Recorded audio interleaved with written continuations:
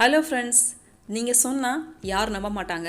அந்தளவுக்கு cotton ஸ்பாஞ்சியாக ragi cake.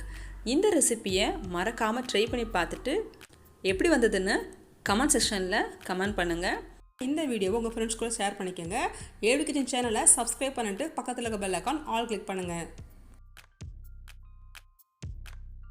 நான் இன்றைக்கி இதே மாதிரி ஒரு ஸ்கொயர் டின் எடுத்திருக்கேன்.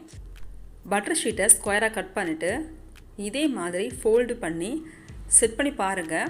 கரெக்டாக இருந்தது அப்படின்னா அதனுடைய கார்னரில் கட் பண்ணி நான் வீடியோ காமிச்சிருக்க மாதிரியே ஃபிட் பண்ணிங்கன்னா ப்ராப்பராக டின்னில் வந்து பட்டர் ஷீட் செட் ஆகிடும். நான் இப்போது ஓடிஜி யூஸ் பண்ணி கேக் பேக் பண்ண போகிறதுனால ஓடிஜியை 180 செல்சியஸில் 10 நிமிஷம் ப்ரீஹீட் பண்ணி வச்சுருக்கேன். குக்கரில் பண்ணுறது எப்படி அப்படின்னு ரெசிபீஸ் ஆல்ரெடி அப்லோட் பண்ணியாச்சு. அதுக்கான லிங்க்கை வந்து டிஸ்கிரிப்ஷன் கொடுக்குறேன், செக் பண்ணிக்கோங்க. இப்போது ஒரு ஜாரில் 3/4 கப் அளவு சர்க்கரை எடுத்து பவுடராக அரைச்சி எடுத்துக்கலாம். ஒரு அகலமான பாத்திரத்தில் 5 முட்டை எடுத்துருக்கேன். இப்போ இந்த 5 முட்டையும் பீட் பண்ணி எடுத்துக்கலாம். நீங்கள் தாராளமாக விஸ்க் யூஸ் பண்ணலாம், சேம் ரிசல்ட் கிடைக்கும், பட் கொஞ்சம் டைம் எடுக்கும். இந்தளவுக்கு க்ரீமியாக பீட் பண்ணதுக்கப்புறமா அரைச்சி வச்ச சுகர் பவுடரை 2 இல்லை 3 பேட்சாக பிரித்து உள்ளே கொஞ்சம் கொஞ்சமாக ஆட் பண்ணி பீட் பண்ணி எடுத்துக்கோங்க. இந்த எக் மிக்சர் வந்து ரிப்பன் மாதிரி விழுகணும். நீங்கள் அந்தளவுக்கு பீட் பண்ணால் போதும். இப்போ நான் வாசனைக்காக 1 டேபிள் ஸ்பூன் அளவுக்கு சாக்லேட் எசன்ஸ் ஆட் பண்ணுறேன். உங்கள்கிட்ட எசன்ஸ் இல்லை அப்படின்னா நீங்கள் தாராளமாக ஏலக்காய் தூள் வந்து 1 டீஸ்பூன் ஆட் பண்ணிக்கலாம்.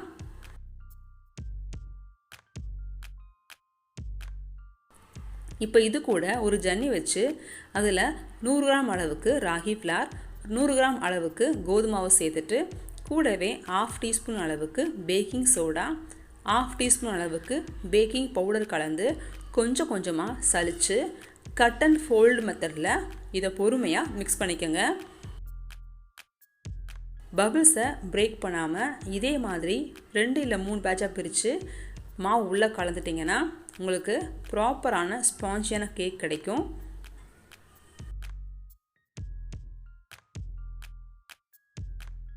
ஃபைனலாக இது கூட வந்து 3 டேபிள் ஸ்பூன் அளவுக்கு ரிஃபைண்ட் ஆயில் சேர்த்துட்டு மிக்ஸ் பண்ணிக்கோங்க. இப்போது பேட்டர் ரெடி ஆயிடுச்சு. ரெடி பண்ணி வச்சுருக்கிற மோல்டில் கொஞ்சமாக ஆயில் அப்ளை பண்ணிங்கன்னா ரொம்ப பர்ஃபெக்டாக கேக் வந்து ஒட்டாமல் கிடைக்கும். கொஞ்சம் ஆயில் அப்ளை பண்ணியாச்சு. இப்போ இந்த டின்னில் வந்து 1/2 ரேஞ்ச் அளவுக்கு மட்டும் இந்த பேட்டரை ஊற்றி பேக் பண்ணி எடுத்துடலாம். இந்த மாதிரி டின் இல்லாதவங்க வீட்டில் இருக்கிற ஸ்டெயின்லெஸ் ஸ்டீல் பவுல் கூட யூஸ் பண்ணலாம். நான் அதுலேயும் செஞ்சு காமிச்சிருக்கேன். இப்போது டேப் பண்ணி கார்னிஷிங்காக வெள்ளரி விதையும் டூட்டி ஃப்ரூட்டியும் ஆட் பண்ணிக்கிறேன். இதே மாதிரி பவுலில் பண்ணணும்னு நினைக்கிறவங்க கொஞ்சம் ஆயில் அப்ளை பண்ணிவிட்டு மாவை டஸ்ட் பண்ணிவிட்டு 3/4 பாகம் பேட்டர் ஊற்றி கொஞ்சமாக டேப் பண்ணிவிட்டு பேக் பண்ணி எடுத்துடலாம். நான் இன்றைக்கி 180 செல்சியஸில் வந்து 30 நிமிஷம் வச்சு பேக் பண்ணியிருக்கேன். பர்ஃபெக்டாக கேக் பேக் ஆகிடுச்சு. இதே மாதிரி ஸ்டிக்கை வந்து உள்ளே பிக் பண்ணி பார்த்தீங்கன்னா கேக் ஒட்டாமல் வந்திருக்கு அப்படின்னா நீங்கள் இதை வெளியே எடுத்துடலாம். இதை இப்போ கம்ப்ளீட்டாக கூலாக விடணும். இப்போ நல்லா கூல் ஆகிடுச்சு. இப்போது டீமோல்டு பண்ணிவிட்டு கேக்கை கட் பண்ணி சர்வ் பண்ணலாம். ரொம்பவே அருமையான இந்த ரெசிப்பியை மறக்காமல் ட்ரை பண்ணி பாருங்கள். நம்ம சேனலை ஃபஸ்ட் டைம் பார்க்குற நண்பர்கள் உங்களுக்கு பிடிச்சிருந்தா ஏழு கிச்சன் சேனலை சப்ஸ்கிரைப் பண்ணிவிட்டு பக்கத்தில் இருக்க பெல் ஐக்கான் ஆல் கிளிக் பண்ணுங்கள். தேங்க்யூ ஃபார் வாட்சிங்.